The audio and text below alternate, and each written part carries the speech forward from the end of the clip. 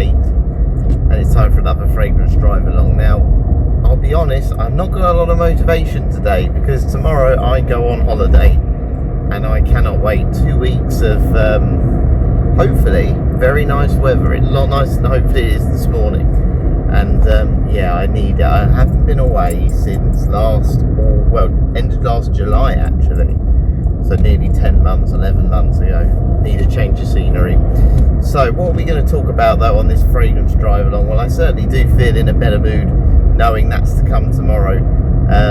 So I thought I'd talk about something else that's reminding me of the summer at the minute. Yes, as you know, if you're into your football, it is the World Cup. The World Cup is currently on.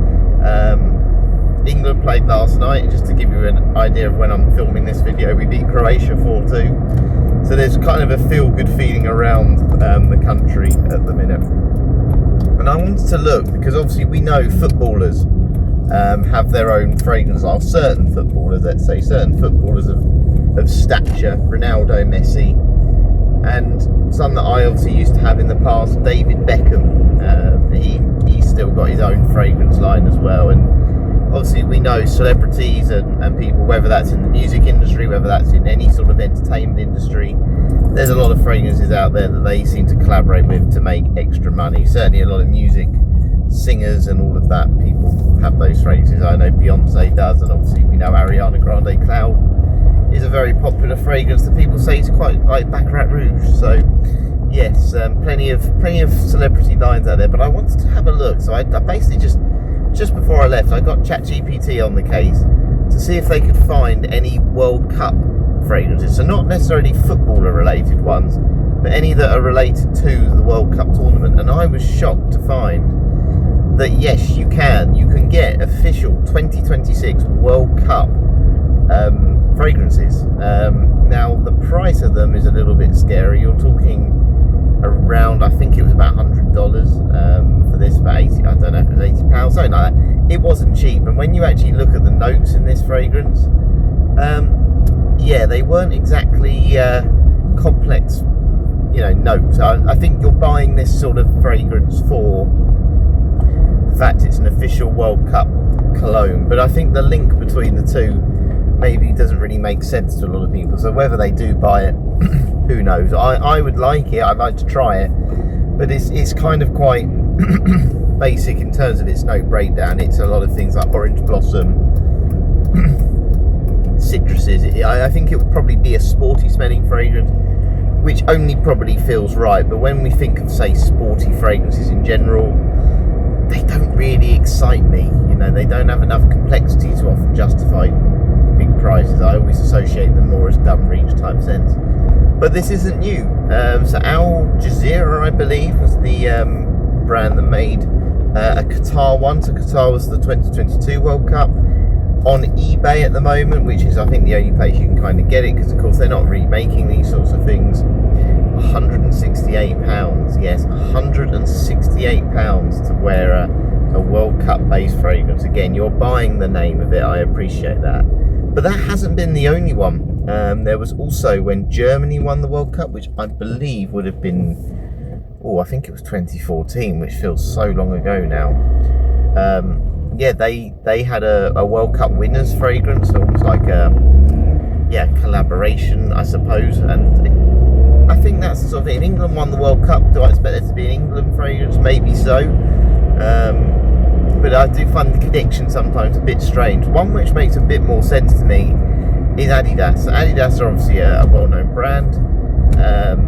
They've always done sporty-based fragrances, and they've got Champions League ones. So, yeah, they're very cheap. They tend to be more like aftershave splashes. I've never really had an Adidas fragrance. I think my brother had one called like Deep Dive or something along those lines. And again, it was very nice, but it was very much an aquatic, safe scent. So, if you want a more affordable football fragrance, I would look no further than Adidas, because they've done Champions League ones.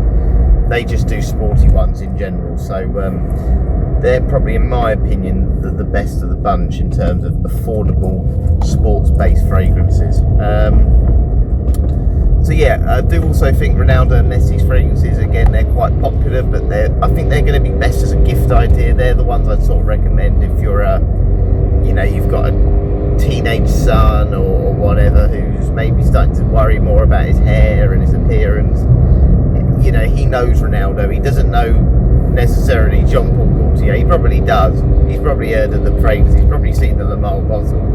But he's going to know the name Ronaldo and Messi a lot more. And he's probably not too worried about the standard of the fragrance as such. They're going to be more affordable. So, yeah, World Cup season is certainly underway. My prediction of who's going to win it, well, it was originally Portugal, and it still is Portugal, because I don't want to change too quickly. This bike. There we go. I don't want to change too quickly, but they drew yesterday to Democratic Republic of the Congo, who played very well, I must admit. They did really well. But I'm still going to stick with them. I think Ronaldo's going to finally win a World Cup. But anyway, we're going to move on to something else. A scent of the day today. So what am I wearing today? I am actually wearing a pineapple fragrance, which is Zara Bogoth Vibrant Leather. I think I talk more about this one than I actually wear it. So I thought, you know what, today, summer's coming. We're going to talk about Bogoth Vibrant Leather, and we're going to wear it because it's got that tropical feel. And I wanted to kind of do my pros and cons. I'm hoping to come up with maybe 3 on each side, maybe a few more, but let's talk about the first pro of this, and it is because of one very famous fragrance, but it's the note of pineapple. So it's a pineapple based scent, and the positive I'm saying with that is it's a very recognisable popular note in fragrances, and the iconic fragrance that has pineapple in, you probably know it, well, you definitely know it, it is Creed Aventus. Yes, Creed Aventus, very much well known for that strong pineapple scent. Now, in that one, it's much more of a higher quality smoky pineapple than the one I'm wearing today. But clearly, and this is probably why Zara Bogoth Vibrant Leather has been so successful, it's been out a number of years now, and for a brand that does discontinue scents quite easily, because they're a clothing brand, ultimately more of a fashion brand, to still have it in their collection shows that people obviously do like the note of pineapple. So yeah, it's a very mass appealing note, and I think that's why a lot of brands have utilised pineapple, probably in the wake of Bogoth Vibrant Leather. It is a very popular fragrance. Can you hear that bike? Honestly, it's making all this noise. It's a learner, and this is the thing I've said before, why does every bike have an L plate on it? It just makes no sense. How do you just get away with just being a learner all your life? Anyway, rant over. So yeah, Bogoth Vibrant Leather, very nice. It's a much more synthetic pineapple, but I think people will like it because of the slight nuances maybe to a Creed Aventus with that pineapple note. I'm going to then go on to a con with pineapple. Personally for me, and this is just my own experience, again, I'd be very interested to know if anyone has had a pineapple fragrance that isn't Creed Aventus. I found, particularly on the more affordable ranges, the longevity is poor. The projection's very good, so for the first hour or two, this fragrance, you think, wow, this is heavy, this is going to last all day. And then after about an hour or two, you go, I can't even smell that anymore, where's that gone? And I've found that with a number of pineapple fragrances, and yeah, this one is no different. It's nice, but I'll be honest with you, it's not going to get me to my end of my shift today. I'm not too worried today because it's not a really sunny day or anything, and the nice part is I'm working on my own quite a lot, so I'm not really trying to necessarily smell nice. So yeah, not too worried about that today. On to the next positive for pineapple. Obviously, I've just said Creed Aventus is a more expensive one. You can get pineapple in many different price ranges. I've said this before, one of the things I really find difficult sometimes with scents is, say you want a really high quality leather or a really high quality oud, you're not getting it for a cheap price. If you get those cheap notes of those ones, you tend to get, in my opinion, a bad fragrance. With pineapple, I don't think you get a bad fragrance. Look, does it smell as nice and as natural as some other notes that you can get for a cheaper price? Maybe not. But if you wanted an affordable scent of pineapple or an affordable clone of, say, a Creed Aventus, you can get it. You're not having to fork out £300-400 to get one. It's quite an affordable note in a lot of perfume, whether that's a Middle Eastern Arabic type scent, which I know there is one that's a pineapple one. I can't remember what it's called off the top of my head, but obviously Cool Vetiver by Marc Marks and Spencer's is another one that's kind of been compared to Creed Aventus. I've done a sort of comparison to the Essence Form 200 Plus.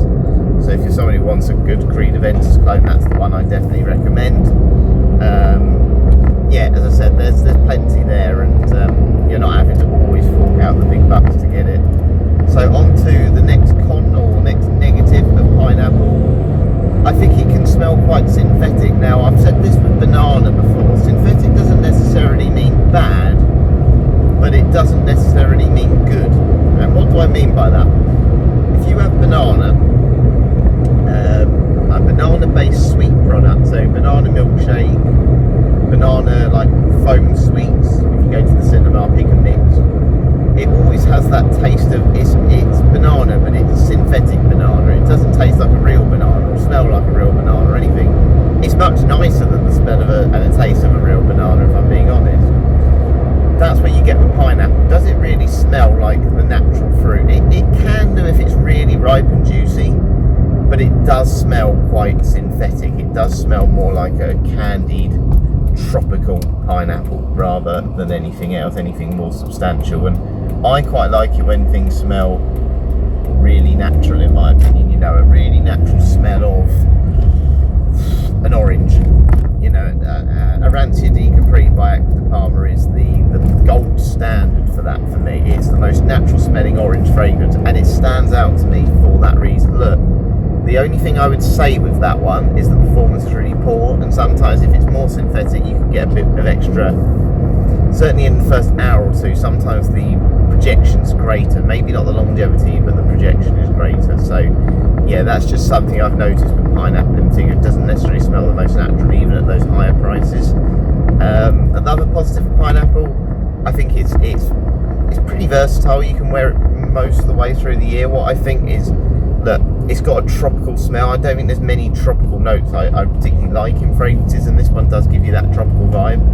I think what I like with it is because it's quite a strong fruity note.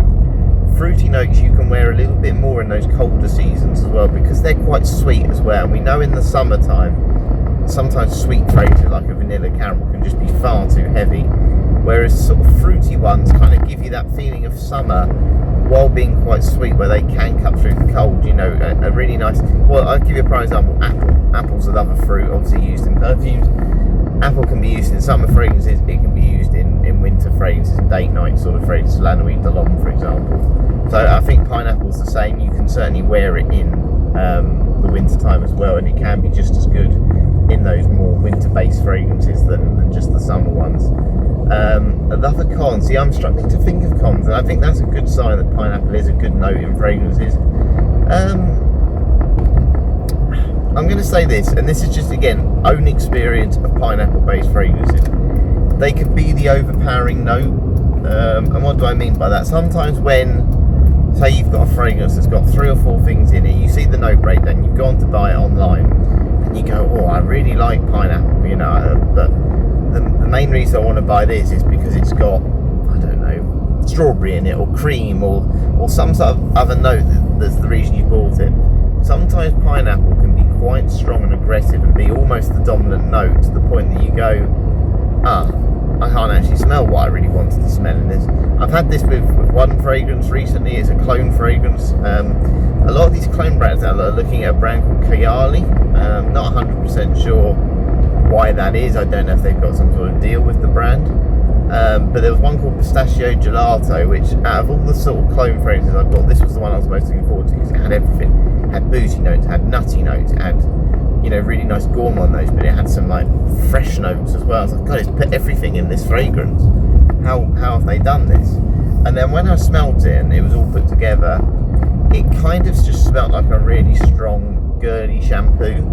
And it just was lost. Some of the notes in it were lost because they put everything in, but ultimately in the end something's going to take over, something's going to be the lead note. So yeah, underwhelming, disappointing, and yeah, I was a bit disappointed with how that one turned out, because I just think there was too much thrown into this fragrance. Let's do one more final positive as I'm here, because I think overall I'm in a positive mood. I want one more positive thing. I'm going to say it now. I think pineapple is one of those scents that age is no barrier. area. Again, we've said before, there's some juvenile notes in fragrances that smell a bit like bubblegum. I don't think pineapple is. I think it can be enjoyed by everyone at every age. So for example, this one here I think is more of a youthful scent. Again, we said about Creed Aventus is a more grown-up scent. I think it can be worn by anyone. Again, this one is certainly more built for children. This Zara one, well, not children, but you know, teenagers, early 20s, young adults. But there's other pineapple fragrances where you can certainly wear it. You know, it's not like leather where you think, oh, a younger person's not rocking leather. No, this one can be enjoyed by everyone, and yeah, I like it anyway. But that is it for today. So yeah, it'll be a couple of weeks off these drive-alongs now, which I'll be honest with you, I'm quite glad about, because it means I'm going away on holiday, and I cannot wait. I'll be honest, I'm going to be looking at the clock a lot today, hoping for that time just to go as quickly as possible. But we'll get there, and then tomorrow I can start all my fun and all my holiday vlogs, which yeah, it's honestly, I cannot wait. But thank you very much for watching today. Sorry, I've kind of waffled on to myself here because my mind is on other things, I must admit. But yeah, hopefully you'll enjoy my holiday vlogs as well, whether they come out before this or just after. Thanks for watching, catch you later.